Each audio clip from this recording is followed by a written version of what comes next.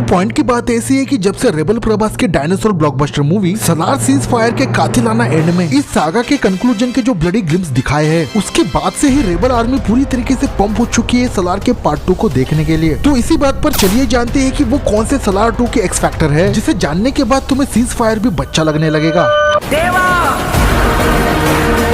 Number 5, Shouryanga tribes. कर्ता राज मन्नार ने अपनी सत्ता को हासिल करने के लिए जिस तरीके से ब्रूटली बच्चे को फाड़ते हुए जिस तरीके से शौर्यांगा ट्राइब्स का पूरी तरीके से रातों रात एक ब्लडी मैसेकर किया था, उसी पावरफुल शौर्यांगा ट्राइब्स के आर्मी को सीज फायर के एंड में खानसार में तख्ता पलट करने के लिए पूरे फोर्स के साथ दिखाया गया है। और प्रोबेबली सलार के पार्ट 2 में शौर्यांगा ट्राइब्स की गोल्डन एरा को जिंदा करते हुए सलार के फाइनल चैप्टर में हमें दिखाया जाएगा। और ये बात बताने की जरूरत नहीं होनी चाहिए कि शौर्यांगा ट्राइब्स का हर वुल्फ और वो पूरी की पूरी नस्ल इन तीनों भी ट्राइब्स में कितनी ज्यादा पावरफुल है। I mean, तुमने अगर राज मन्नार का वो डायलॉग सुना होगा जिसमें बंदा कहता है कि शौर्यांगा ट्राइब्स का एक भी फकिंग बंदा बचना नहीं चाहिए, फिर चाहे वो बच्चा हो या औरत। और जाहिर सी बात है कि राज मन्नार का ये डर इस बात की ओर इंडिकेट करता है कि शौर्यांगा ट्राइब्स का हर एक बंदा किसी वन मैन आर्मी से कम नहीं, जिनका कल्चर स्ट्रेंथ इवन फाइनेंशियली भी वो घनियार और मनार से हर एंगल से अपनी सुप्रीमेसी के साथ सभी को बीट कर सकते हैं।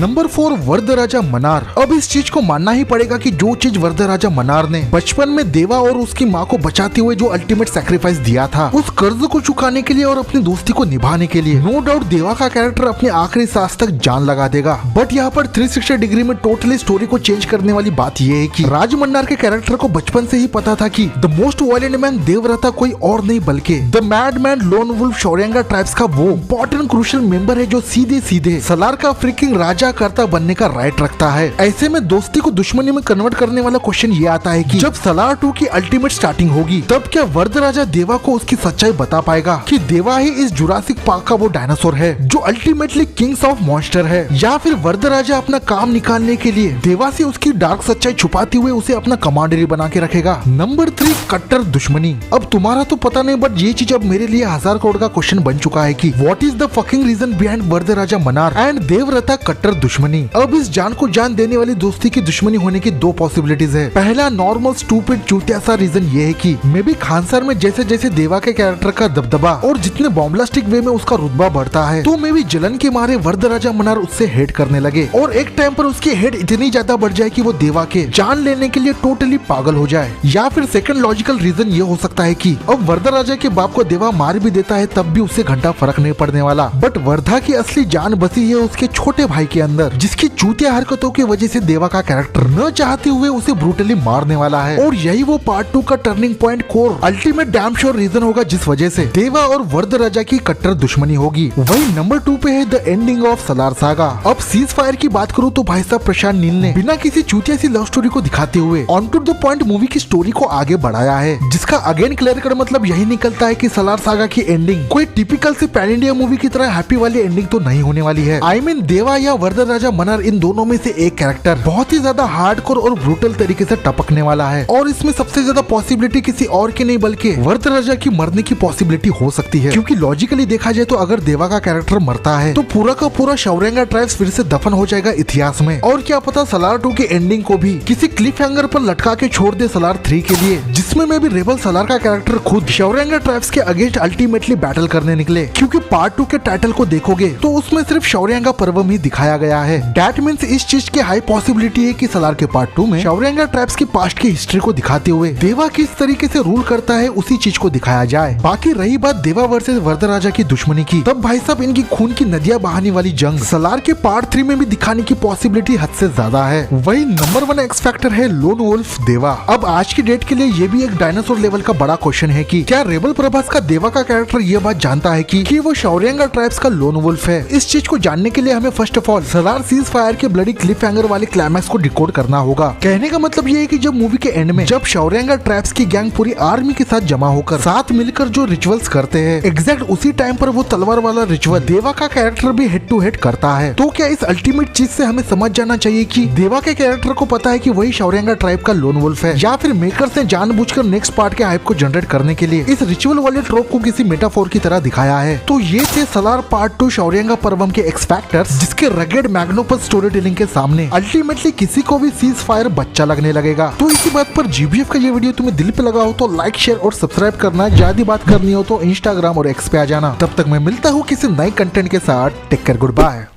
तुझे कोई हाथ नहीं लगा सकता।